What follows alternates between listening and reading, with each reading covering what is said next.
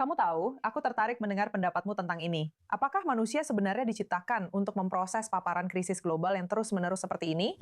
Atau menurutmu kita memang pada dasarnya kewalahan dengan semua ini? Wow, jadi jawaban singkatnya adalah tidak, kita memang tidak mampu.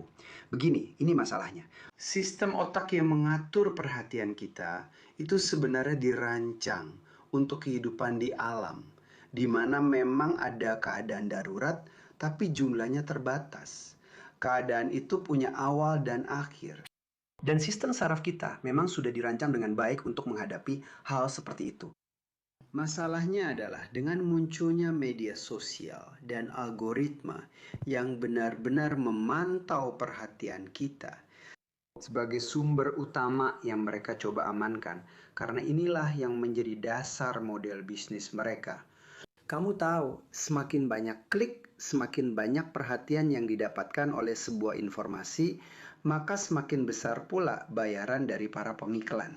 Jadi, yang kita miliki adalah teknologi yang bersaing untuk mendapatkan perhatian kita dan memengaruhi sistem-sistem dalam diri kita yang tidak kita kendalikan secara sadar. Kamu tahu, ketika ada sesuatu yang baru, sesuatu yang menarik, atau sesuatu yang menakutkan terjadi, kita langsung mengalihkan perhatian kita ke hal itu tanpa kita sadari. Itu terjadi begitu saja. Dan seperti yang saya katakan, sekarang kita menghadapi lebih banyak hal daripada yang bisa kita tangani secara wajar. Dan hasilnya bisa kita lihat di mana-mana.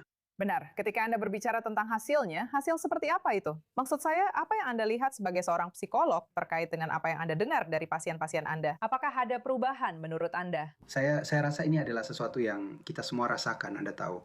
Saya tidak akan mengecualikan diri saya sendiri. Saya pikir ini memang benar untuk kita semua juga.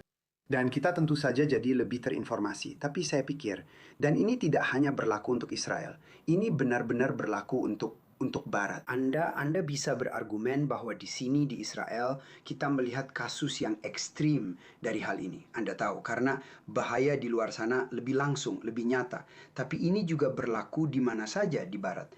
Yang kita lihat adalah orang-orang menjadi lebih cemas. Dan begitu mereka mulai mati rasa, itu benar-benar berarti bahwa kita sudah melangkah terlalu jauh. Diri kecemasan itu sendiri sebenarnya bukanlah hal yang buruk. Kamu tahu, seperti waspada dan sadar, dan merespons bahaya di sekitarmu. Maksudku, itu adalah bagian dari bertahan hidup. Tapi mati rasa, itu hal yang berbeda. Mati rasa adalah apa yang dilakukan otak kita ketika merasa kewalahan, ketika benar-benar terlalu banyak yang terjadi. Dan fakta bahwa kamu melihat mati rasa, dan kamu melihatnya di sini di Israel, kamu juga melihatnya di tempat lain. Itu menunjukkan bahwa kita telah diberi lebih dari yang bisa kita tangani. Dan jika saya bisa memberi saran kepada orang-orang, adalah untuk membatasi paparan mereka terhadap media sosial. Sungguh. Bukan berarti itu buruk secara keseluruhan, tapi saya pikir memonsumsinya secara berlebihan jelas memang tidak baik untuk tubuh dan pikiran kita. Benar, itu menarik. Saya ingin membicarakan tentang itu, tentang gagasan menjadi mati rasa, karena saya pikir itu adalah sesuatu yang banyak dari kita alami. Saya sendiri jelas sebagai pembawa berita yang meliput berita setiap hari, saya bisa mengatakan bahwa saya sudah menjadi mati rasa terhadap banyak berita berbeda yang saya liput setiap hari. Tapi apa alternatifnya? Maksud saya, apakah lebih sehat jika kita runtuh secara emosional setiap hari? Tidak. Saya pikir yang lebih sehat adalah terpapar pada apa yang kita butuhkan agar bisa bertahan hidup dengan baik. Kamu tahu, di sini di Israel, itu berarti kamu tahu, memiliki aplikasi Homefront Command, kamu tahu, ada di ponselmu dan tetap berfungsi. Jadi, jika ada keadaan darurat di daerahmu, kamu akan mengetahuinya lebih awal. Dan kamu akan bisa mengambil langkah-langkah yang diperlukan untuk keselamatanmu sendiri dan keselamatan orang-orang yang bergantung padamu. Tapi itu akan mencegah atau berarti kita akan lebih sedikit terpapar pada hal-hal yang tidak bisa kita lakukan apa-apa, tapi tetap menarik perhatian kita. Oke? Dan di sana, saran kuat saya adalah jadilah konsumen yang bijak dan jangan berlebihan. Lakukan itu seminimal mungkin.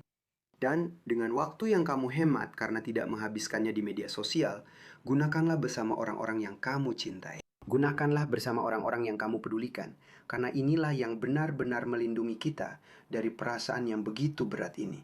Dan inilah yang memberi kita stabilitas.